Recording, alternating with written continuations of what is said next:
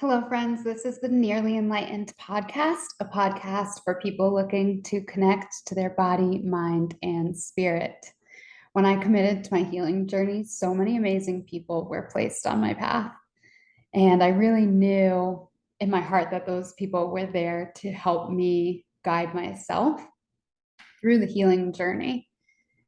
And I wanted to use this platform to highlight the amazing people who I've met along the way, who are really doing the work to make this world a better place.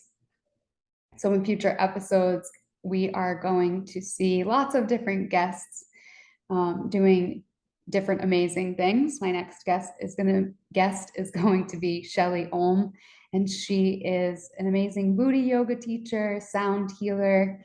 And she is just doing amazing work in New England just to spread her light. So we have a few guests like that lined up, and I'm really excited to share these people with you. My goal is to make the Nearly Enlightened podcast a place to not only give these people an outlet to shine their light, but also to give inspiration to anyone listening. Sometimes this path can feel a little lonely, and it can be a little difficult if you don't have a support team. So my goal here is to let this podcast be a reminder that you're not alone and that there's lots of different resources out there for you. With that being said, some of the things that I am up to. So I spent the summer in Aspen, Colorado, and I got to be a part of this amazing place that's in a little town called Carbondale. It's called True Nature Healing Arts. And if you're ever in that area, I highly recommend checking it out. The universe kind of brought me to that place, not this summer, but the summer before that. It was right before we were leaving to head back to Arizona, and we were walking on the bike path in Carbondale. The bike path is like over 42 miles long. It's the old railroad that used to connect Aspen to Denver and Glenwood Springs, which are two of obviously the big cities there. And it's a really historic landmark, and they've created this amazing space to get outside and get in nature. So we were walking on the bike path in Carbondale, and I saw the sign for a peace garden, and it's just like open for anyone to go in. It's right off the bike path. So we went in to explore a little, and it is just the most magical place. It has some of the most biodiverse soil in the whole entire country. It's these amazing gardens that have herbs that they dry and they use in their teas and their herbal baths and in their cafe. And there's also these meditation paths to just walk and be mindful and be in nature and just to soak up the amazing energy that's there in Colorado. There's also a reflexology path, so it's really awesome.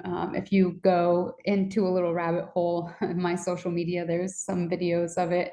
And you just walk along this path that has these rocks that kind of jut up from the ground, and it massages each point of your foot to impact other places in the body. And it is just one of my favorite places in the whole world. So I had the privilege of teaching there this summer and being a part of that community. And it really just reignited my love of teaching yoga and just to be in a healing space. So I learned so much there. If you've never heard of Aura-Soma, it's something that absolutely blew me away. It's these oils that are created through a process of infusing herbs, and they're all these amazing colors, and it kind of works like tarot cards. I'm oversimplifying it, so someone who knows more about this than I do can probably explain it a little better, but the colors that you're drawn to mean certain things. And it was just so amazing to see and just be in this energy. So if you have an opportunity to check that place out or want to come see me next summer, I would love to have you. It's just a place that needs to be shared with the world for sure. So that was an amazing spot to be this summer. And it just really put energy back into my soul for continuing to do this work and to show up more consistently for myself and for all of you. So we are back in Arizona. That is a great spot too. I've gotten back to aerial yoga, aerial flow.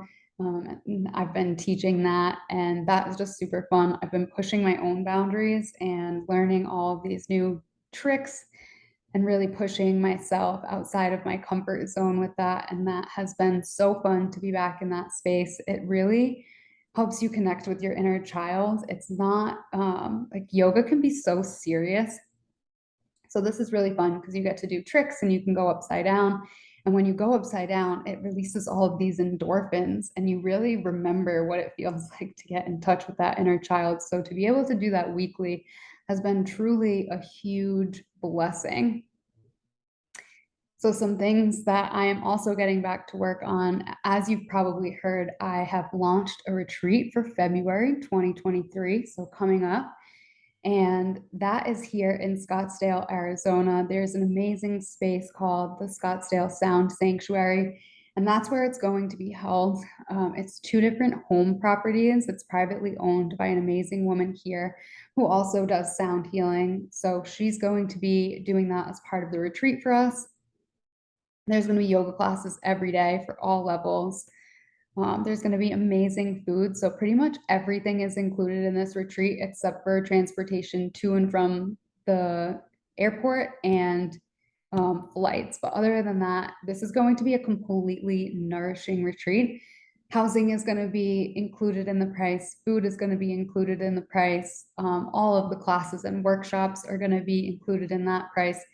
My amazing friend, Kat Parks, is going to teach us a little bit about face yoga, which is so cool. It helps to release the tension in the jaw. It helps to smooth over fine lines and wrinkles naturally. And it just gives us an overall awareness about our face, our facial expressions, even the way we brush and floss our teeth. And it is so super cool. So that's something else that I've dove into this summer. And Kat has led me through probably about 8 or 9 weeks of face yoga between like eyes and forehead and the mouth area. And that has been super cool to just learn from her expertise. And I'm so excited to have her for that retreat. There are 2 awesome luxury pools. So if you live in the cold weather in the wintertime, it's going to be an awesome time to get out of that cold weather and to come enjoy the sunshine and the warmth and just be in this collective community space. We're going to do aerial yoga. So that's one of the things that's included. So we're going to go to the aerial yoga studio during the retreat and learn a little bit about flow and get upside down and have fun. So I'm super excited about that. If you want any further information, please reach out to me. And I would be happy to chat with you about that. Some other things that I'm up to is I have been working really hard to build out my website myself. So I don't have a tech background. And if you know me, you know that I really suck at technology. So this is a huge feat and I'm super proud of it. I really, I'm working to release the blocks around technology and I built out the entire website, membership portals, and courses. So if you know me, it's pretty epic because I'm not good at that stuff at all.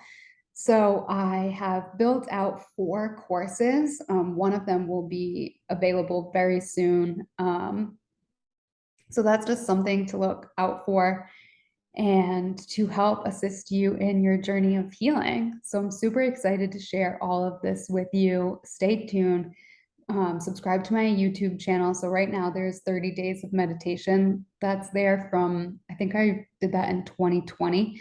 So you'll notice the video quality is complete shit. They're really just poor quality videos, but I've gotten really great feedback.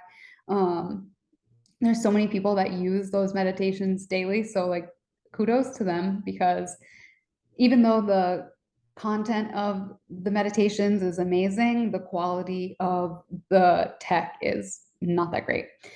So some things to look forward to are just better quality videos, better quality classes, courses, and support.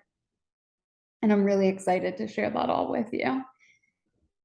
Another thing that I want to talk about before I head out on this little mini episode. So I am very fortunate to have a big community of fellow yoga teachers around me. And I want to share this. I'm not going to share names or anything like that, but I was doing my daily scroll of doom on social media, and one of my yoga teacher friends posted and was super triggered by somebody leaving their class before Shavasana. So this is a topic that I really want to dive into. So baby yoga teacher G would have also been very offended or triggered that somebody left my class before Shavasana. And that's something that has probably recently changed for me.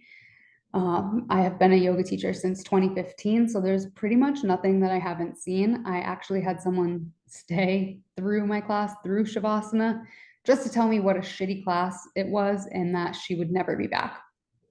So there's pretty much nothing that I haven't heard, and it doesn't affect my feelings anymore because none of that shit is really about me. It's about their inner whatever that's going on. So I saw this post that she thought it was super rude and distracting that people or someone, a student, left her yoga class before Shavasana. And now I had to kind of play, I don't want to call it devil's advocate, but I just wanted to give her another perspective. So going back this summer, teaching in Colorado, I taught probably 40 classes in a month. So it was like the most I had ever taught in a really long time, in-person classes. So that was super exciting. But I met a woman who changed my perspective on this. She came to one of my yoga classes and she said, I have PTSD. I cannot lay down in a vulnerable position in a room full of people. So I hope you understand that I will probably leave before Shavasana. I might try to get there, but I might have to leave. And at first that kind of threw me, but the practice of yoga is to do what is best for the person practicing, for the student. And knowing what your boundaries are and knowing what you're comfortable with, what boundaries you're willing to meet at that edge or to start to go beyond. It is not up to the teacher to decide what that is. So I said, you find a place that works for you and you do what you need to do. Do what you need to do to get the most out of this practice and to be comfortable and for you to feel safe. And that's really what the space is all about. You know, at the beginning of each yoga class, I say, I will offer you a bunch of different options. Please take what works for you and leave what doesn't. Shavasana is no different than that. So even though, yes, Shavasana is a super important part of the practice, it's the part of the practice. Shavasana literally translates to corpse pose. And it sounds morbid, but the point of the practice of Shavasana is to allow ourselves to integrate what we've just done in class. So during class, we move, we breathe, that moves energy through the body. So we're making space to let go of what no longer serves us and to bring in what we want to cultivate moving forward. It's literally as if we died, and each and every time we get up from Shavasana, we're reborn again to a new opportunity, a new beginning, each and every time we practice that pose. With that said, there are people who cannot allow themselves to get there for whatever reason. So this particular student had PTSD. She said, I physically cannot lay down in a position like that. Great. Do what's best for you. So she actually tried, she laid down for about a minute and then she had to leave, which is totally fine. And I really commend her for giving it that opportunity to just lay and rest, even if it was just for a minute before she got up and left. Did she make noise when she left? Obviously. Can that be distracting to other students? Yes, but here's the magic. That is the practice of yoga. So another quick anecdote about when I was a baby yoga teacher. I taught in a room in a yoga studio that had 3 yoga studios, and this one particular class on a Monday and Wednesday night. Some of you listening might have actually been there. It was super distracting because the bigger studio was right next door to us, and there was a class that had anywhere from 60 to 80 people in it at all times. So before their class, they would line up outside of my door because that was the end of the hallway. There was really nowhere else for them to go. So when my class was in Shavasana, it was kind of noisy because that other class was starting to go into class. So with 60 or 80 people, it's very challenging to keep that quiet and keep that kind of like contained. So we would get a lot of complaints that people could not rest in Shavasana. And the owner, who I thought was a bitch at the time, actually had a really good point. She said, "Great, that's the practice of yoga at work." And I was like, I can't believe that she's getting back to these customer service emails like this. Like, it was kind of shocking to me. But as someone who just started practicing and who she had been practicing yoga for 20 plus years, she really was onto something there. That is the practice of yoga at work. So the practice of yoga meditation is to stay centered no matter what distraction is going on around us. So when we're in Shavasana and there's that noise around us, that's an opportunity for us to practice, for us to disconnect from that noise of others, that chatter, that moving around of others, the people who are leaving during or before Shavasana. That's an opportunity for those students to practice. That's an opportunity for the teacher to practice the yoga. So my point to my friend was, that's great. That student did what was best for them. Like, we don't know what the story is. When we're triggered by that, when we think that that is rude, that they're leaving our class early, that's coming from a place of ego. So that is what triggers it in the teacher. Was it my class? Did they not like it? All of these things, right? So it's a place for not only the students to dive deeper and to allow themselves to be centered with themselves, no matter the noise or the chatter around, but it's also an opportunity for the teacher to disconnect from that ego. And also, we don't know why maybe we can ask them why they left early. But we don't know. I mean, my point to her was, maybe they really had to poop. Maybe they had a stomach ache. Maybe they had PTSD. Maybe they had to go pick their kid up. We don't know what the story is. So for us to automatically label it as rude that they're leaving early, that's coming from a place of ego. That's the opposite of yoga. So that's the little thought that I want to leave you with today, is how can we bring that practice of yoga to our lives each and every day? How can we allow ourselves to drop out of that place of ego and into that place of compassion, and into the place of staying centered when there's chaos around us, not allowing our emotions to get the best of us and get on that emotional roller coaster, but to stay centered in our peace, knowing that you're offering the best you can, you're doing the best you can. And that's it. That's what I want to leave you with today. So I hope you have a wonderful week, and stay tuned for more episodes featuring amazing guests. I would like to invite you to like, subscribe, and share anywhere you're listening to this podcast, to the YouTube page, and reach out and connect with me, because I'd love to chat with you.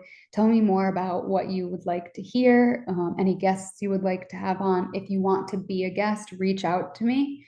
And I have a form you can fill out and we'll get you on. Have an amazing week, friends, and I will talk to you soon.